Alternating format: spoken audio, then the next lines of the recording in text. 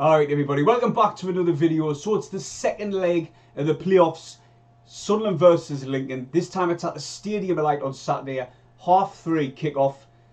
But just before I start, I'd like to apologise about the lighting. Also, can you follow us on Instagram and Twitter, GILESY 1973, cheers. For Sunderland fans being inside the stadium, I'm going to set you a little target. Can you hit 50 likes on the video? It'll be much appreciated. I haven't done that in a while. I thought I'd do it just for the fans being in there.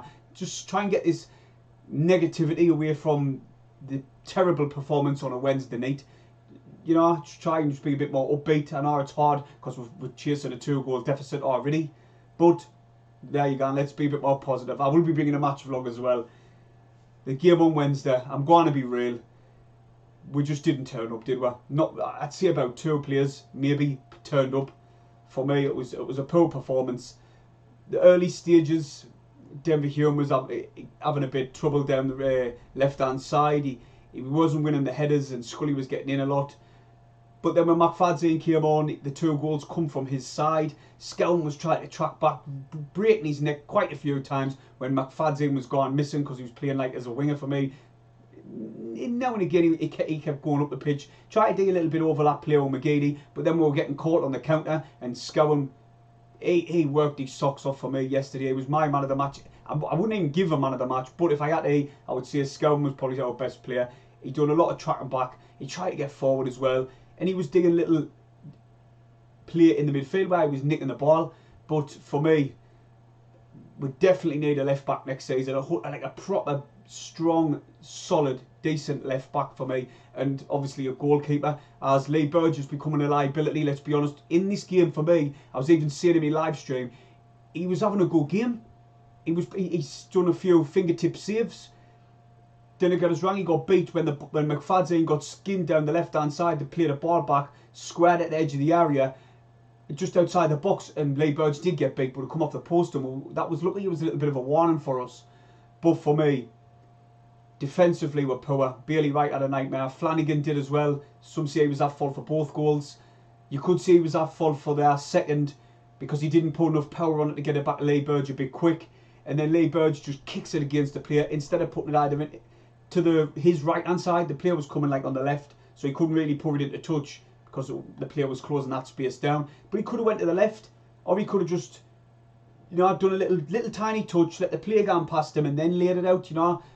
So you could see Lee Burge was at fault. He's, like I say, he's becoming a bit of a liability. He has a couple of games where he's good, a couple of games where he's bad. Our forward players, in the second half, I noticed McGeady was coming behind the striker and drifting into midfield. Lee Johnson must have given that role to D, because I prefer McGeady to be on the left hand side. Simple, stay on the left hand side.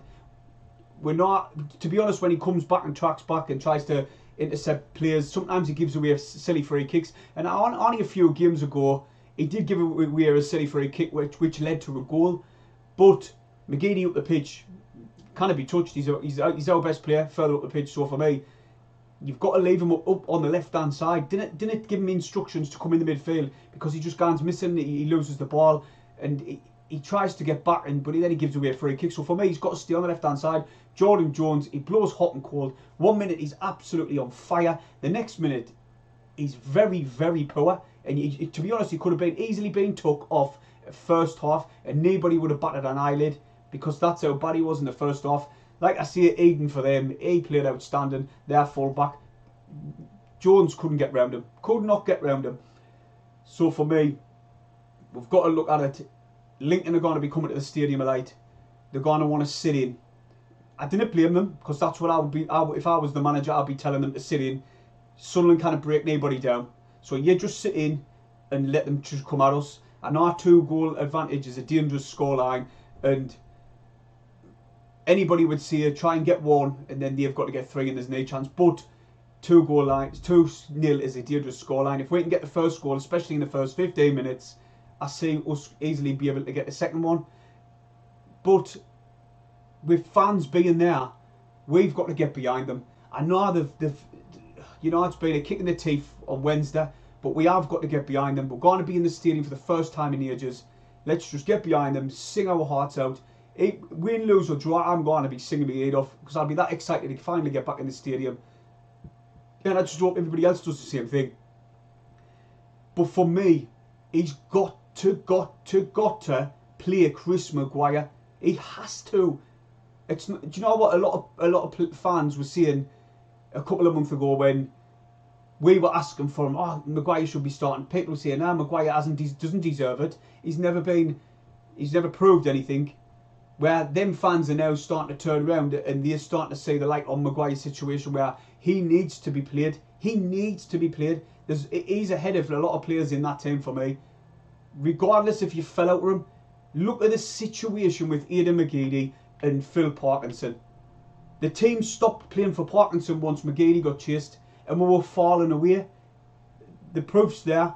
Just look back. You can see we were falling away with the McGeady situation.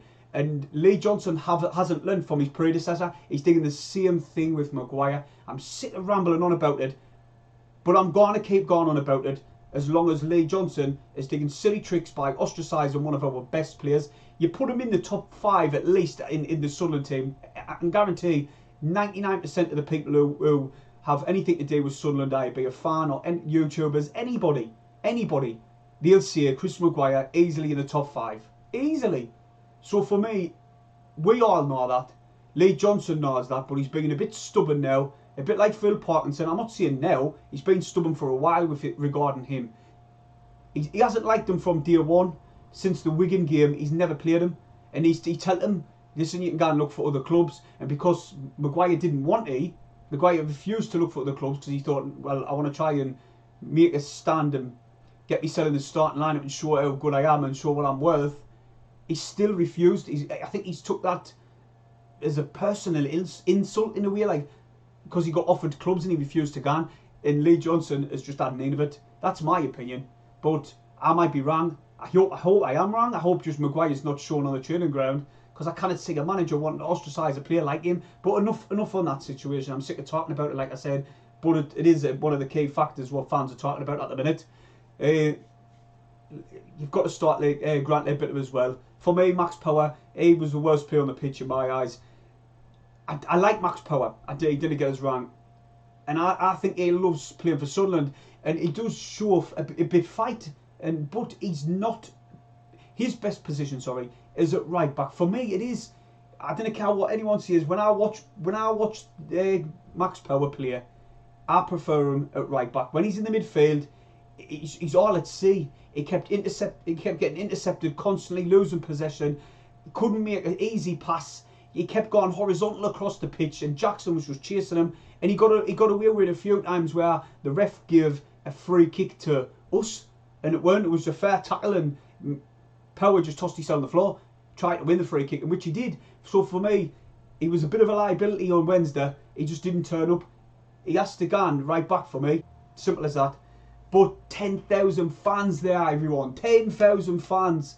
Let's scream at them. Support them. Sing till our voice box busts. We've got to do something. We're the 12th man, and I think them players need it. I'm just thinking to myself, I seen a quote on Twitter. It was saying, I've got a funny feeling the players are not playing for him anymore. I'm not that far along yet, but Saturday might tell that story. If we're there screaming them fans on like a 12th man and they put a piss poor performance in like Wednesday, they're definitely not playing for him. They're definitely not. They want fans back. They've got us. We're there Saturday. Now put a performance in and get this game won. I'll see you in my match vlog. Don't forget to subscribe. Hit the thumbs up. See you in a bit.